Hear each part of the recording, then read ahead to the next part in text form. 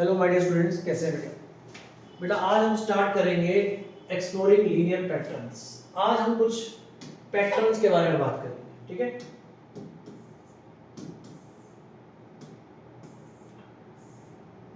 इसको देखो बेटा, ध्यान से देखो। Observe the following growing pattern of square tiles. कुछ स्क्वायर टाइल्स लगी हुई है, आप ध्यान से देखो क्या हो रहा है टाइल्स के अंदर। स्टेज 1 में सिर्फ एक टाइल लगी हुई है, स्टेज 2 में 3 टाइल लगी हुई है, स्टेज 3 में 5 टाइल लगी है, स्टेज 4 में 7 टाइल लगी हुई है, ठीक है? तो वो आपसे कह रहा है कि कुछ क्या पैटर्न बन रहा है क्या? बिल्कुल कुछ पैटर्न बन रहा है, वो मैं आपको बताता हूं क्या पैटर्न बन रहा है। स्टेज,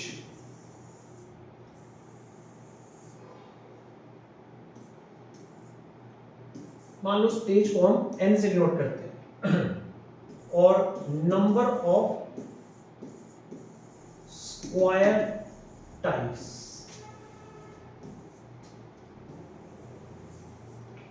इस एक्सरसाइज में हम पैटर्न पे काम करेंगे, तो ध्यान से देखो। अगर स्टेज 1 है, स्टेज 1 है तो यहां पे टाइल भी 1 ही लगी हुई है।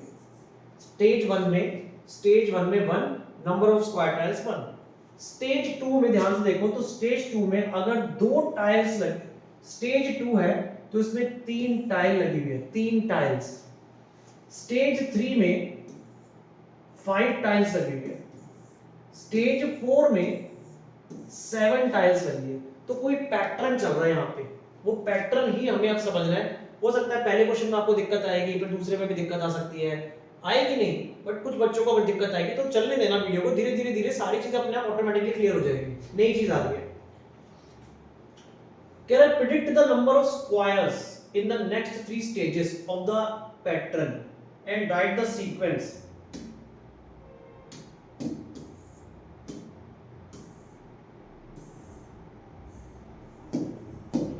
कह रहा है आगे की स्टेज जो है उनकी अगली 3 स्टेजेस बताओ, उसमें कितने नंबर्स होंगे वो आपको बताने हैं, ठीक है?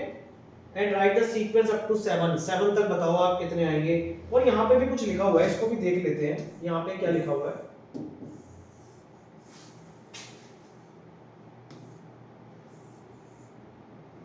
यहाँ पे क्या लिखा हुआ है, यहाँ पे आगे क्वेश्चन में क्या लिखा हुआ है वो भी देख लेते हैं। कुछ लिखा है यूजिंग द एक्सप्रेशन, फिर एक्सप्रेशन भी लिखा हुआ है, ठीक है? तो वो समझना मेरी बात को, मैं आपको नॉर्मली समझाता हूँ। 5, 6 और 7, उसने अगली 3 पूछी है, तो मैं एक नॉर्मल सी बात कर रहा हूँ। यहाँ पे 1 थी, 1 में 2 प्लस करो 3, 3 में 2 प्लस करो 5, 5 में 2 प्लस करो 7, 7 में 2 प्लस करो 9, 9 में 2 प्लस करो 11, 11 में 2 प्लस करो 13। तो पहला क्वेश्चन का आंसर तो आ गया। प्रिडिक्ट करना था number of square tiles in the next 3 stages. तो नेक्स्ट 3 स्टेजेस में हमने प्रिडिक्ट कर दिया कितनी टाइल्स होंगी। Write the sequence of number up to the stage 7 of the pattern, वो भी हमने पैटर्न बना दिया पूरा, सातों की सातों लिख दी। अब यहाँ पे कुछ कह रहा है, वो कह रहा है कि कुछ कोई एक्सप्रेशन बन रहा है, अलजेब्रिक एक्सप्रेशन। देखो यही सिखाना है आपको, अलजेब्रिक एक्सप्रेशन, ठीक है? यहाँ पे लिखा है कि each stage is obtained by adding 2 more tiles to the previous stage. Previous stage में 2 टाइल्स ऐड करते रहो, अगली आ जाएगी, वो मैंने आपको बना के दिखा दी। लेकिन यहाँ पे कुछ एक्सप्रेशन दे रखा है, कुछ एक्सप्रेशन। क्या ये एक्सप्रेशन मैं भी बना सकता हूँ? ट्राई मारें क्या? Using the expression can you find out how many tiles can be find in the 15 stage. वो कह रहा है एक्सप्रेशन को मैं आपको दे रहा हूँ, खुद ही दे रहा हूँ कि number of square tiles is equals to, expression दे रहा हूँ 2n-1, 2n-1। वो कह रहा है मैं तुम्हें एक एक्सप्रेशन दे रहा हूं, तो तुम बता सकते हो कि 15वीं स्टेज में कितनी टाइल लगी होगी, 26 में कितनी लगी होगी, ये वो आपसे पूछ रहा है। पहले देखो ये जो उसने एक्सप्रेशन दिया ये सही है कि गलत, एक बार चेक कर ले क्या। What is n? n is stage, n is stage. एक काम करो, n को 1 डालो जरा, 1 डालो, 2 1 2 -1, 2 -1 is 1, yes, number of tiles is 1 आ रहा है। एक काम करो, n को 2 डालो, 2 to the 4 -1, 4 -1 3, आंसर इज 3। एक बार n को 3 डालो, 3 to the 6 -1 5, यानी कि इस काम कर रहा है, यानी कि उसने जो हमें एक एक्सप्रेशन दिया है वो सही दिया है। इस एग्जांपल में तो वो एक्सप्रेशन आपको दे रहा है, आगे वाले क्वेश्चंस में हमें एक्सप्रेशन को निकालना होगा। अब वो कह रहा है 15 स्टेज पे क्या आंसर होगा। 15 स्टेज, स्टेज 15 का मतलब हो गया n की वैल्यू अगर 15 है तो क्या आंसर आएगा? तो नंबर ऑफ स्क्वायर टाइल्स कितनी आएगी? 2 into 15 minus 1, 30 minus 1 is 29. अगर 26 स्टेज होगा तो क्या होगा? Number of square tiles 2 into 26 minus 1, 26 into 2 52, 52 minus 1 51. तो हम निकाल पा रहे हैं नंबर ऑफ टाइल्स इस अलजेब्रिक एक्सप्रेशन से। आल्सो विच स्टेज, अब स्टेज पूछ रहा है, स्टेज पूछ रहा है, which contain 21 tiles and 47 tiles. देखो यहां पे स्टेज दे रखी थी, टाइल्स निकालनी थी, ठीक है, स्टेज दे रखी थी, टाइल्स निकालनी थी। अब क्या बोल रहा है? नंबर ऑफ स्क्वायर टाइल्स का फॉर्मूला इसने खुद दे दिया 2n-1।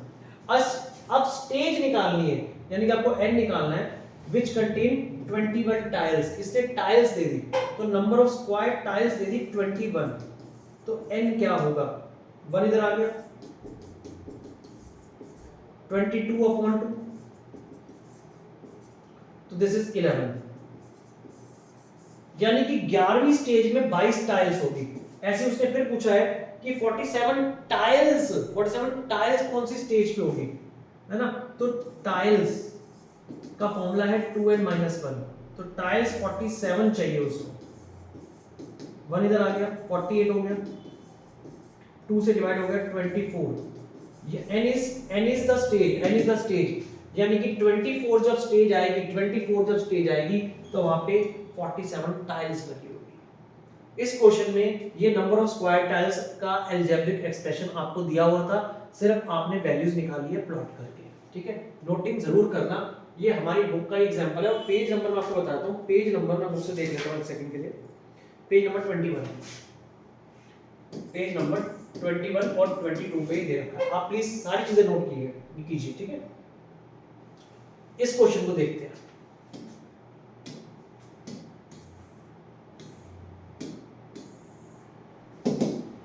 एग्जाम्पल नंबर 7 है, कह रहा है Bela has ₹100 for pocket money. Bela के पास 100 रुपए है pocket money. She spend ₹5 every day, रोज 5-5 रुपए खर्च कर रही है। After how many days will she be left with ₹40?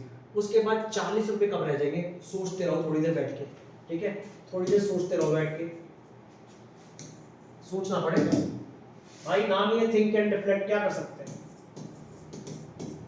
तो देखो मैं क्या बना रहा हूँ, मैं पूरी टेबल ही बना देता हूँ। वैसे उसने टेबल मांगी नहीं है बट मैं बना रहा हूँ। नंबर डेज नंबर ले लेते हैं ना, डेज नंबर,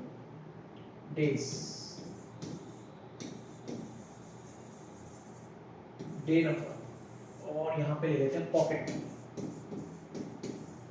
मनी लेफ्ट ले लेते हैं, पॉकेट मनी लेफ्ट।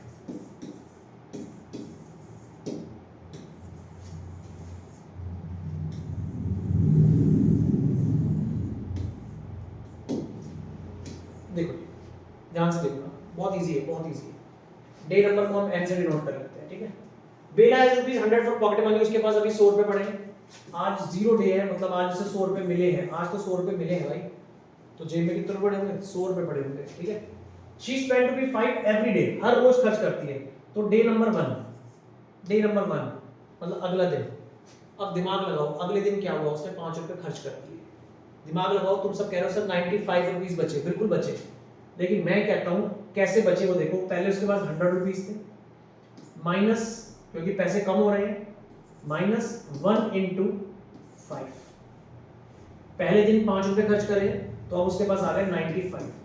तुम्हारा आंसर भी 95 है, मेरा आंसर भी 95 है, लेकिन मैं स्टेटमेंट भी बना रहा हूं, देखो कैसे। दूसरे दिन क्या हुआ होगा? आप बोलोगे सर 5 रुपए और खर्च हो गए, अब रह गए 90 रुपीज, बिल्कुल 90 रुपीज रह गए। लेकिन इक्वेशन कैसे आएगी? पहले 100 रुपए थे, दूसरा दिन यानी कि सेकंड डे भी 5 रुपए खर्च करती है। 2 5 10, 100 - 10 is 90। बेटा तीसरे दिन क्या हुआ होगा? सर 85 रह गए। इक्वेशन के हिसाब से बता बेटा, 100 3 × 5 इक्वेशन। अब आएगा मजा गेम खेलने का। चौथे दिन क्या हुआ होगा? आपके हिसाब से 80 रह गए और मेरे हिसाब से 100 - 4 × 5। पांचवें दिन क्या हुआ होगा? आपके हिसाब से 75 आ गया, मेरे हिसाब से 100 माइनस 5 इंटू 5, छठे दिन क्या हुआ होगा? आपके हिसाब से 70 आ गया, मेरे हिसाब से 100 माइनस 6 इंटू 5। बात समझ में आ रही है? आंसर आपका और मेरा सेम है, 5-5 रुपए आप कम कर रहे हो, 5-5 रुपए मैं भी कम कर रहा हूँ, लेकिन मैं इक्वेशन भी बना रहा हूँ। ठीक है, तो देखो उसने क्या बोला है कि इक्वेशन क्या बनेगी, एन डेज की इक्वेशन क्या बनेगी, पता तुम्हें? एन डेज की इक्वेशन क्या बनेगी? जिसने ये बना ली वो इस एक्सरसाइज को सीख गया। देखो 100 माइनस 1 इंटू 5 था पहला, फिर 100 माइनस 2 इंटू 5 था, फिर 100 माइनस 3 इंटू 5 था, फिर 100 माइनस 4 इंटू 5 था। आप एक चीज कॉमन देखो, 5 5 5 5 5 सब में है, 100 100 100 100 सब में है। हाँ, चेंज क्या हो रहा है? 1 2 3 4 5 चेंज ये हो रहा है, और ये कौन है? 1 2 3 4 5 है क्या? It is an, it is days. तो मेरी इक्वेशन भी आ गई, अलजेब्रिक इक्वेशन आ गई कि नहीं आ गई? सोचो क्या आ गई अलजेब्रिक इक्वेशन, पता है? 100 माइनस n इंटू 5। 100 हर क्वेश्चन में रहेगा, 5 हर क्वेश्चन में रहेगा, हर पार्ट में रहेगा, लेकिन चेंज होगा तो सिर्फ चेंज होगा n, उसको मैंने n लिख दिया। इसी को कहते हैं अलजेब्रिक एक्सप्रेशन, इक्वेशन को बनाना। यही बोल रहा था वो, यही मैं आपको पहले भी सिखा रहा था, अलजेब्रिक एक्सप्रेशन। और ये किसके इक्वल है? 100 माइनस 5 में किसके इक्वल है? Pocket money left, pocket money left, amount left. बस बेटा इस पे काम कर लो, एक्सरसाइज खत्म, अमाउंट लेफ्ट। तो after how many days will she be left rupees 40, उसके पास 40 रुपए कब रह जाएंगे, यानी कि अमाउंट लेफ्ट 40 रुपए कितने दिनों के बाद रह जाएंगे? तो ये देखो मेरे पास आ गई equation, amount left 100 minus 5n, amount left उसने बोला है 40, 5n इधर आ गया, पॉजिटिव हो गया, 40 इधर आ गया, माइनस करोगे 60, n is equal to 12। 12th day पर उसके पास 40 रुपए बचेंगे। ठीक है, 40 रुपए बचेंगे। अगला question, think and reflect, what amount will be left on the 15th day, 15वें दिन पे कितने रुपए बचेंगे? 15वें दिन पे, ये पहला केस था, ये think and reflect. 15th day पे, यानी कि n है 15, हमारी इक्वेशन होती है amount left is equals to 100 minus 5 है, n की वैल्यू 15 है, कितना लेफ्ट बचेगा 15वें दिन उसके बाद पैसे? 100 इंटू 5 इंटू 15 डेज, 100 माइनस 75, उसके पास बचेंगे 25। ठीक है, अगर आप ऐसे करते रहते 5-5 रुपए माइनस, तो आपको कितनी दूर तक जाना पड़ता, इसलिए हमने इक्वेशन बनाई, वैल्यू डाली, n की value 15, n is the 15th day, बचे उसके पास 25 रुपए। आगे देखो क्या लिखा है, हाउ मेनी डेज, अब डेज निकालने, डेज n निकालना, n डेज, डेज मतलब n, will it take over the entire amount to be spent, सारे पैसे ही खर्च हो जाए उसके। ठीक है, यानी कि अमाउंट लेफ्ट का फॉर्मूला क्या था हमारा? अमाउंट लेफ्ट का फॉर्मूला था 100 माइनस 5n, यही फॉर्मूला था। 5n लिखो या n into 5 एक ही बात है। अब वो कह रहा है उसके पास सारा पैसा खर्च हो जाए, यानी कि अमाउंट लेफ्ट बचे 0, पैसे बचे ही ना उसके पास, तो वो कौन सा दिन होगा? यानी कि आपको निकालना है n। 5n इधर आ गया,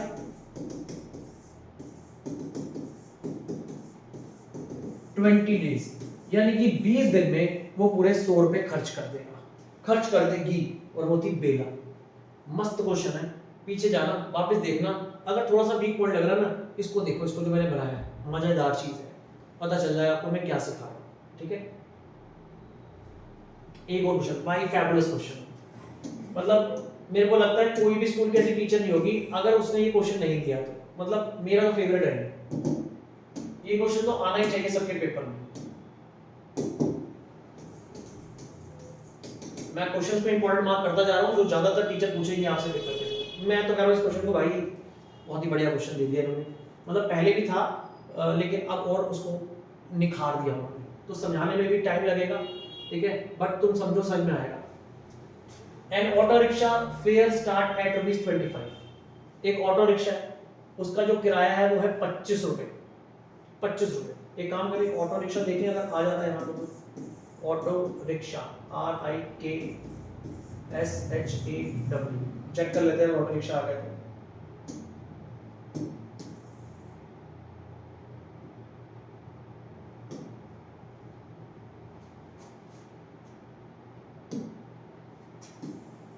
देखो यार, एक ऑटो रिक्शा आ गया। अब एक ऑटो रिक्शा जो है उसका जो फेयर है, ठीक है, इसका जो किराया है वो है 25 रुपए। आपने ऑटो रिक्शा को बुलाया, उस आपने पूछा क्या किराया, उसने बोला 25 रुपए है madam, and remain the same for the initial 2 kilometre. बस इस क्वेश्चन ने इसी की वजह से इंपॉर्टेंट हो गया क्वेश्चन। आपको यहां से यहां तक जाना है, ठीक, यहां से आपको यहां तक जाना है। अब ऑटो रिक्शा वाले भैया क्या कहते हैं, मान लो आपको जाना है x किलोमीटर यहां तक जाना है। भैया कह रहे हैं x ले लिया, n ले लिया, आपके लिए n ले ले। बुक में क्या लिया हुआ देखना पड़ेगा मुझे, बुक में तो यार पता नहीं क्या दिया हुआ है, डिस्टेंस को से n लिया हुआ है, हम भी n ले लेते हैं। डिस्टेंस n किलोमीटर जाना है, n, ठीक है। वो कह रहा है, लेकिन वो कह रहा है कि चल लोगे भैया, हम चलेंगे आपके लिए। कह रहा है पहले किलोमीटर के 25 रुपए लगेंगे, और अगर आपने अगला किलोमीटर भी जाना है, यानी कि सेकंड किलोमीटर भी जाना है, तो भी 25 रुपए लगेंगे। क्या मतलब हुआ, पहला किलोमीटर जाओ तो भी 25 रुपए दे देना, दूसरे किलोमीटर में जाओ तब भी 25 रुपए दे देना। मैं 2 किलोमीटर के 25 रुपए लेता हूँ। रिक्शे में बैठे 1 किलोमीटर गए 25 रुपए दे देना, अगर दूसरे किलोमीटर भी जाए तब भी आपके 25 रुपए लगेंगे। ये कह रहा क्वेश्चन, ये मस्त क्वेश्चन हो गया, ठीक है। अब एक बात मुझे बताओ, अगर तुम जाना चाहते हो n यहां से लेके यहां तक n किलोमीटर, और शुरू के 2 किलोमीटर के 25 रुपए लगेंगे, तो बाकी किलोमीटर कितने हो गए, n-2। इसको समझ लो बस। यहां से लेके यहां तक तुम गए n किलोमीटर, मतलब मान के चलो 20 किलोमीटर है। 20 किलोमीटर में से 2 किलोमीटर के तो 25 रुपए लगेंगे, तो बाकी कितने किलोमीटर के बचे, किलोमीटर कितने बचे, 18। तो यहां से लेके यहां तक अगर n किलोमीटर है और ये शुरू के 2 किलोमीटर है, तो बाकी किलोमीटर कितने हो गए, n-2 किलोमीटर। तो कह रहा है then it is increased by ₹15 per kilometre. क्या मतलब है, पहले किलोमीटर के 25 है, दूसरे किलोमीटर के भी 25 ही है, टोटल मिला के 25 है। अगर आप अब आगे जाओगे तो 25 रुपए तो आपको देने ही पड़ेंगे, 25 रुपए तो आपको देने पड़ेंगे, प्लस हर किलोमीटर के मैं आपसे 15 रुपए लूंगा, हर किलोमीटर के 15 रुपए लूंगा। अब यही इक्वेशन बनानी है मुझे, यही आपको दिखाना है। देख, किलोमीटर ट्रेवल और किराया मतलब होता है फेयर। इसको डाल देते हैं।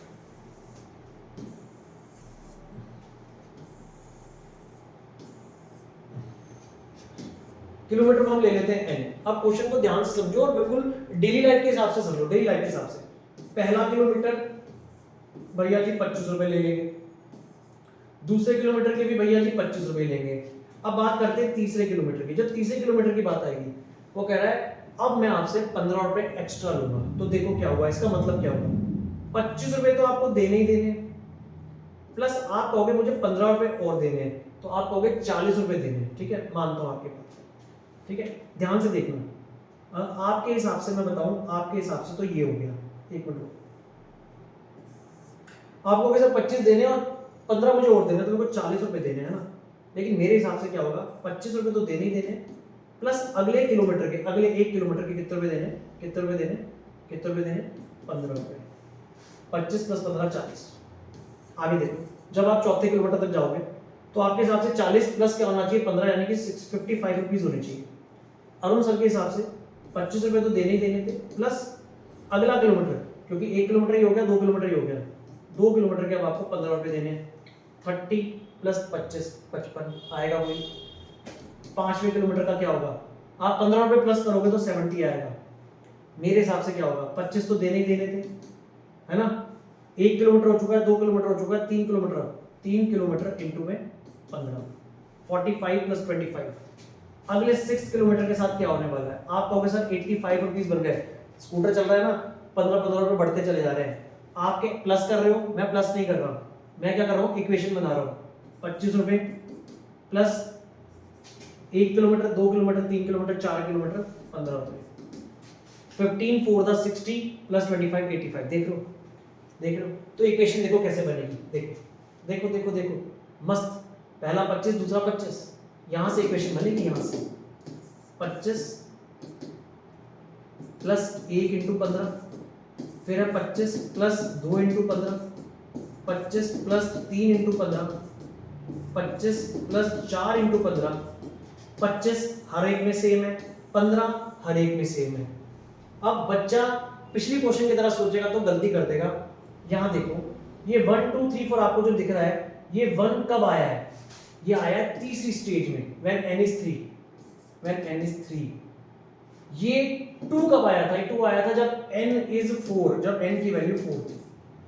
ये 3 कब आया? जब n is 5, n is 5। देख रहे हो? समझो इस चीज को। और ये 4 कब आया? जब n is 6। यानी कि अगर यहाँ पे 3 है तो यहाँ पे 1 आ रहा है, यहाँ 4 है तो यहाँ 2 आ रहा है, 5 है तो 3 आ रहा है, 6 है तो 4 आ रहा है। पैटर्न को समझो, पैटर्न को। बोलो n अगर 3 है तो यहाँ पे 1 आ रहा है। इक्वेशन क्या बनेगी पता आपको? 25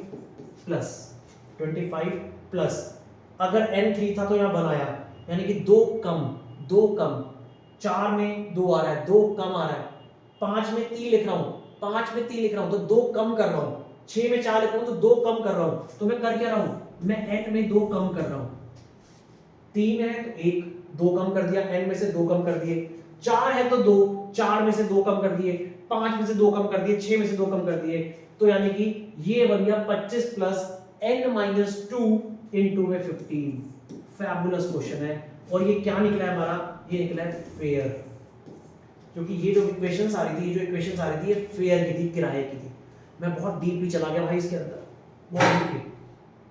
मैं सीधा भी बना सकता था, लेकिन मैं बिल्कुल डूब के जा रहा हूँ। जब तुम उसको समझने की कोशिश करोगे मजा आ जाएगा तुम्हें, ठीक है ना? क्योंकि शुरू के 2 किलोमीटर की वैल्यू फिक्स थी, यहां से वैल्यू में चेंज आना शुरू हुआ। तो ये आपकी इक्वेशन हो गई। इसे अगर आप सॉल्व करते हो तो 25 प्लस 15n माइनस 30, तो आपकी इक्वेशन आ गई 15n minus 5। This is fair. ये बनती है आपकी इक्वेशन। मतलब पेपर में तो आप ये भी लिख के आ सकते हो। दोबारा देखो, एक ऑटो रिक्शा वाला भैया वहां बैठा हुआ है, पहले किलोमीटर के वो 25 रुपए ले रहा है, दूसरे किलोमीटर के भी 25 रुपए ले रहा है, लेकिन हर किलोमीटर अगर इंक्रीज होगा तो 15 रुपए लेगा, 15 रुपए लेगा। मैंने देखो यहाँ पे पहले ही कर दिया था n-2, देख रहे हो? अगर मैं यहीं से बनाता इक्वेशन तो मैं यहीं से बना देता। मेहनत बहुत करी मैंने आपके लिए। पहले 2 किलोमीटर के 25 रुपए प्लस आगे जितना जा रहे हो उसके वो 15 रुपए लेगा, यानी कि n-2 इंटू 15। देख रहे हो? टीचर आपके साथ मेहनत करता है, समझो इस बात को। पहले 2 किलोमीटर के 25 रुपए, वो तो फिक्स है, 25 देने ही देने। टोटल की डिस्टेंस था n में से 2 गए, क्योंकि ये 2 किलोमीटर चले गए, निकल गए, क्योंकि इसके तो 25 रुपए देने ही देने। तो n-2 के हर किलोमीटर के 15 रुपए, तो n-2 इंटू 15, n-2 इंटू 15। देखो सेम इक्वेशन आ रही है, ये डायरेक्टली आ गई। ये आपको समझाने के लिए बहुत लंबे रूप से चला गया मैं, चीजों को क्लियर करने के लिए। आप डायरेक्ट पेपर में वो भी लिख के आओ, आपको पूरे नंबर मिलेंगे, ठीक है? यही समझाया हुआ इसके अंदर, यही समझाया हुआ। बस अब क्वेश्चन का आंसर दे दो। तुम कितने किलोमीटर ट्रैवल करोगे? How many kilometre will be fare be 130? जो फेयर है वो 130 रुपए हो जाए, फेयर 130 रुपए हो जाए। तो ये लो, फेयर का फॉर्मूला आपने निकाल लिया है। फेयर है 25 प्लस n-2 इंटू 15। वो कह रहा है फेयर 130 रुपए होगा। अगर आपका किराया आया 130 रुपए, तो आप कितना किलोमीटर जा रहे हो? तो 25 plus n-2 into 15, 130 is equal to 25, 15n-30, 15n, 25 में से 30 गए, माइनस का 5, 135 is equals to 515n, 135 upon 15 is equals to n, यानी कि 9। अगर आप 9 किलोमीटर जाते हो, 9 किलोमीटर जाते हो, तो आपको फेयर देना पड़ेगा 135 रुपीस। मस्त क्वेश्चन। मैं आपसे रिक्वेस्ट करता हूं इस क्वेश्चन को 2-3 बार करना। मैंने आपको दोनों तरीके समझा दिया, शॉर्टकट, लॉन्ग कट, कॉन्सेप्चुअल, सब कुछ समझा दिया, ठीक है? ये क्वेश्चन पेपर में आएगा बहुत स्कूलों में, याद रखना, ठीक है? अच्छा अरुण सर, ये इक्वेशन भी है बेटा, ये इसको सॉल्व करके बनी है 15n-5, ठीक है? ये देखो 15n-5, समझ रहे हो? मैं लेकिन आपको पूरा डीपली कॉन्सेप्ट समझाया, जब आप रिटर्न में करोगे आपको सब कुछ समझ आ जाएगा। क्वेश्चंस आ गए बुक के अंदर, आराम से देखते हैं, क्वेश्चन क्लियर हो जाएगा। Exercise 2.3, A student has ₹500 in a saving bank account। आपके पास 500 रुपए पड़े। सेविंग बैंक अकाउंट का मतलब आपका बैंक में एक अकाउंट है, उस अकाउंट के अंदर आपके 500 रुपए पड़े। She get ₹150 every month as pocket money, हर महीने उसे 150 रुपए मिलते हैं। तो how much money will she have at the end of every month from the second month onward, हर महीने उसके कितने रुपए होंगे नेक्स्ट बताने हैं आपको, और इसके लीनियर एक्सप्रेशन बताना है जैसे हम बताते हैं। ठीक है, तो कैसे करेंगे इस क्वेश्चन को? End of monthly, and of month लिख देते हैं ना, and of month, end of month और अमाउंट।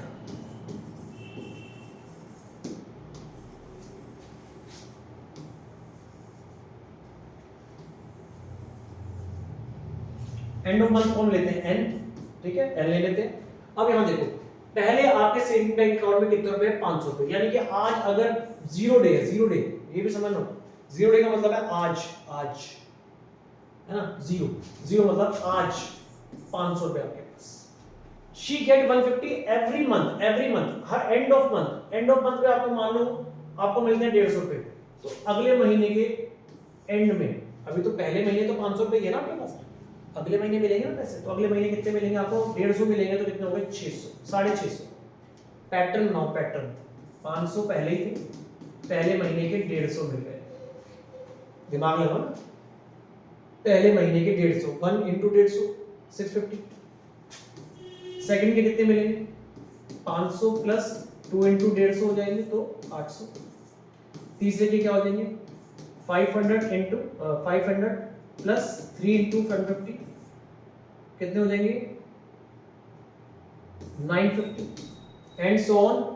अब सीधा पैटर्न बता दो तो क्वेश्चन वहीं खत्म हो जाएगा, पैटर्न बता दिया तो। एनथ डे में क्या होने वाला है? एनथ मंथ में क्या होगा सोचो? 500, पैटर्न क्या है? 1 1 2 2 3 3, तो पैटर्न क्या है? n into 150। क्वेश्चन खत्म हो गया मेरे बच्चे, क्वेश्चन खत्म हो गया। अमाउंट, ये देखो अमाउंट इज इक्वल्स टू, ये अमाउंट ही तो आ रहा है, अमाउंट क्या बन गया? 500 प्लस n इंटू 150, ये तो वो मांग रहा था। nth month, amount after nth month, nth month में क्या आ गया आपका अमाउंट? क्वेश्चन खत्म, क्वेश्चन फिनिश। अब आप देखो पैटर्न से कितना जल्दी आसान से समझ में आ जाएगा। Next question,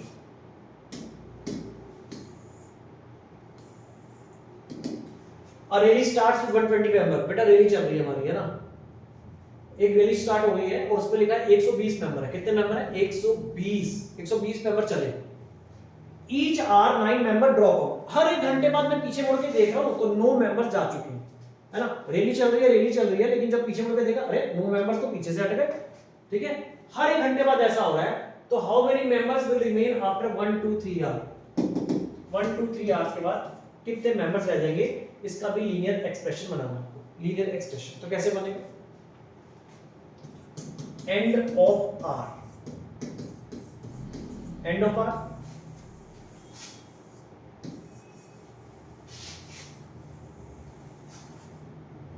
and of hour, और यहां लिखेंगे नंबर ऑफ मेंबर्स।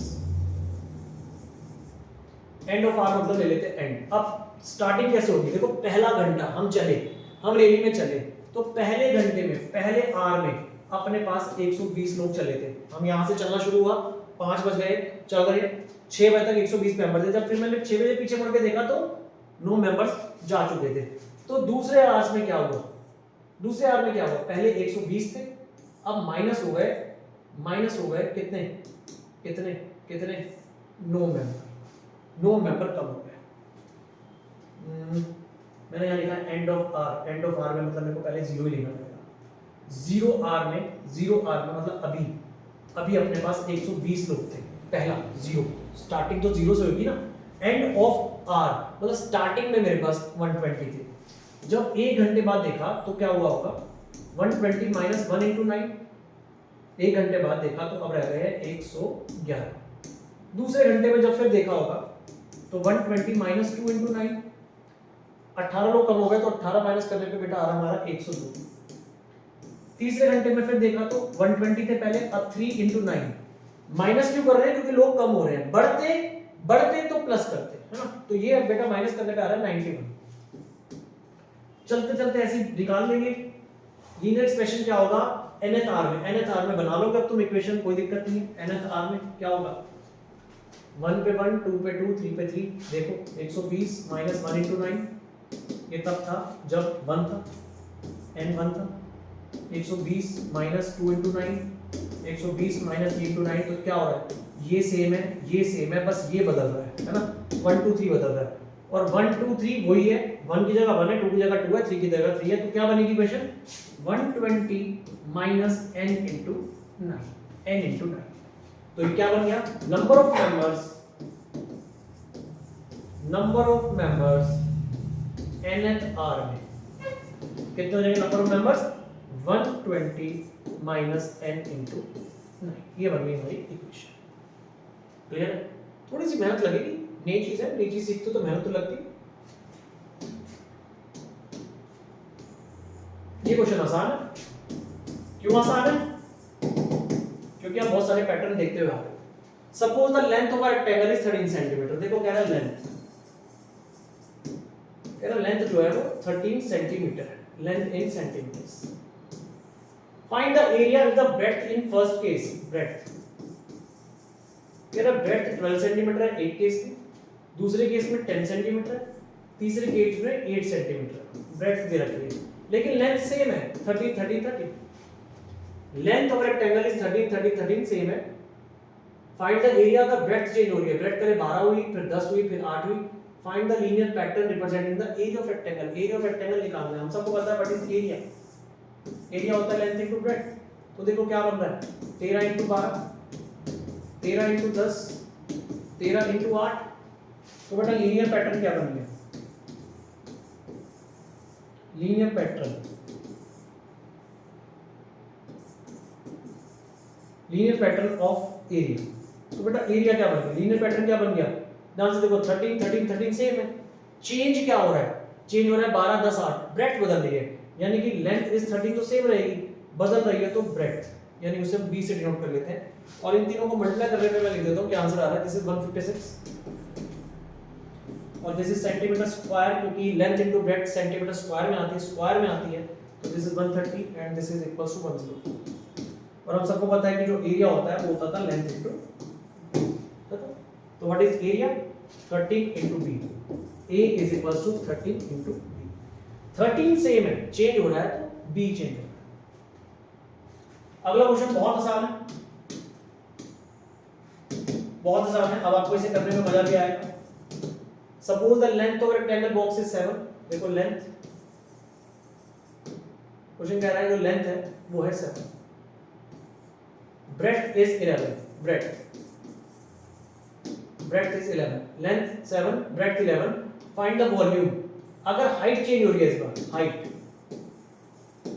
एक बार 5 हुई, एक बार 9 हुई और एक बार 13 हुई, एक बार 5 हो गई, एक बार 9 हो गई और एक बार 13 हो गई, है ना। लेंथ सेम होगी 7 7 7 11 11 11। तो अब आपसे पूछ रहा है लीनियर पैटर्न बताओ वॉल्यूम का। तो बेटा जो वॉल्यूम होता है वो होता है L into B into H, यानी कि लेंथ ब्रेड्थ हाइट, यानी कि 7 into 11 into 5, 7 into 11 into 9, 7 into 11 into 13। अब आप एक लीनियर पैटर्न देखो, इसमें क्या होगा। लीनियर पैटर्न में कुछ चीजें सेम रहती है, कुछ बदलती है। तो देखो 7 इंटू 11 7 इंटू 11 7 इंटू 11 तो वही है। तो लीनियर पैटर्न वॉल्यूम का क्या होगा, वॉल्यूम होता है length into breadth into height, तो वॉल्यूम हो जाएगा 7 इंटू 11 तो एज इट इज रहेगा, बदल रहा है तो सिर्फ बदल रही है हाइट, यानी कि h, तो ये आ गया 77h। और इन तीनों का मल्टीप्लाई करके मैं लिख देता हूं, मैंने लिखा हुआ पहले 385 693 1001। अगर उसने एरिया पूछा था, वॉल्यूम पूछा था, तो वॉल्यूम मैंने लिख दिया। Length same, breadth same, height में चेंज आ रहा है। क्वेश्चन बताओ।